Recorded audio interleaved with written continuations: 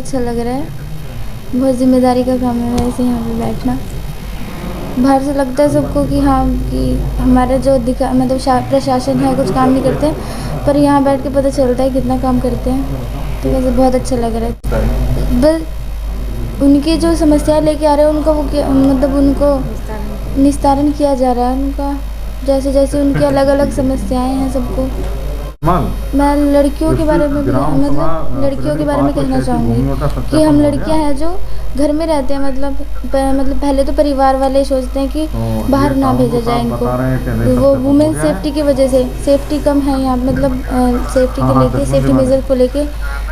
पर यह है कि हमें एजुकेशन में भी और सब चीज़ में हमें आगे बढ़ना चाहिए।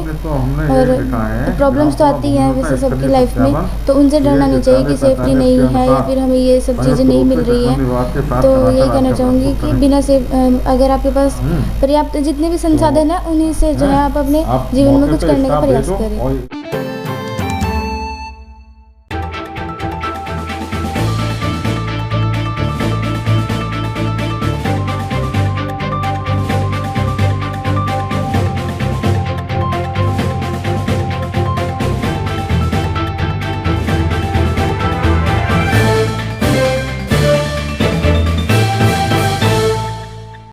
मेरा नाम वेदपाल है जी। हाँ, क्या मामले को लेकर आप आए थे?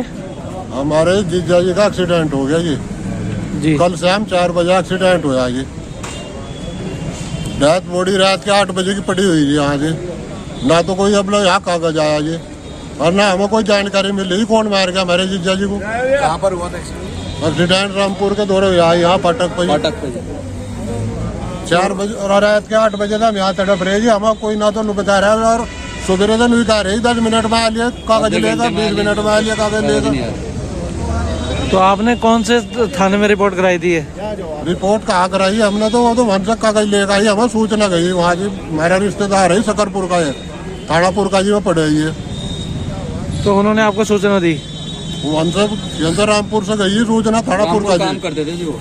रामपुर काम करते हैं जी वो फाइनेंस वालों का। आप अभी जो अस्पताल में आए हो आपको क्या जवाब दे रहे हैं? हाँ बताओ, सुबह से नहीं कह रहे हैं, कह लिया कागज लेकर रामपुर में चल दिए हम थाने से कागज चले गए। सुबह से 12 बज गए, अब तक कोई यहाँ नहीं आया नहीं।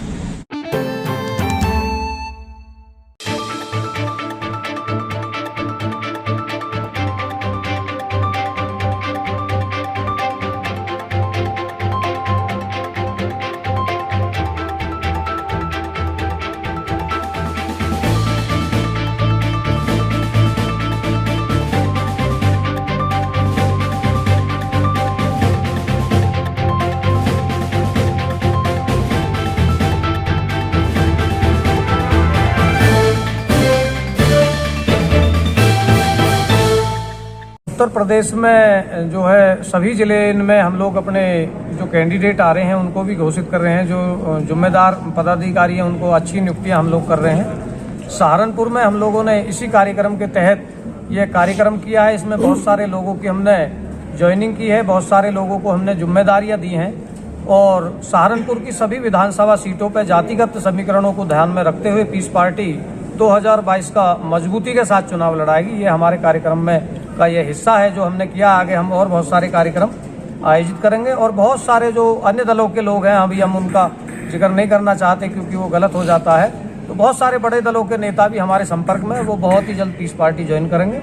सभी सीटों पर, पश्चिमी उत्तर प्रदेश की तो सभी सीटों पर, पूर्वांचल और मध्य उत्तर प्रदेश, पूरे प्रदेश में हम लोग मजबूती के साथ चुनाव लड़ रहे हैं। अलग राज्य का जो मुद्दा है वो हमारे एजेंडे में है, और यहाँ हम संघर्ष समितियों का गठन करके अलग राज्य की जो मुहिम है, जो पिछले कई दशकों से रुकी हुई है, सकारात्मकता के साथ राजनीतिक पार्टी नहीं लड़ाई लड़ रही। माननीय अयूब सर्जन साहब के नेतृत्व में और इंजीनियर इरफान साहब जी के नेतृत्व में हम वो लड़ाई मजबूती के साथ लड़ेंगे। निश्चित तौर से 2022 में हम सरकार बनाएंगे। सभी जाति और धर्मों का समर्थन पीस पार्टी को मिल रहा है। जाति धर्म की राजनीति से उत्तर प्रदेश की जनता उब चुकी है, और किसानों की स्थिति आप देख रहे हैं दिल्ली में क्या हाल हो रहा है। तो इससे जहरवाद अब घुलने वाला नहीं है। सब लोग सामाजिकता और समाजवाद की राजनीति के मूड में है। Piece party Bharatiya Janata party का विकल्प है। हम सरकार बनाएंगे और सांप्रदायिक दलों से मुक्ति उत्तर प्रदेश की जनता को दिलाएंगे।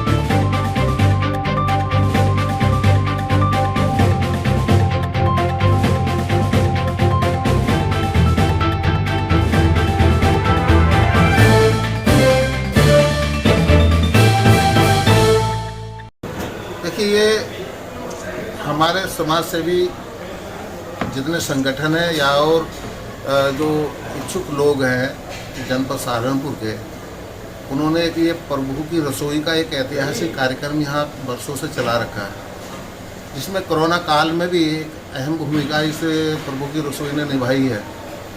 जब कोरोना काल में हर व्यक्ति अपने घरों में बंद था, लेकिन प्रभु की रसोई में पूरी तरीके से उसी तरह यहाँ से भोजन वितरित किया जा रहा था उन निराश्रित और गरीब लोगों को।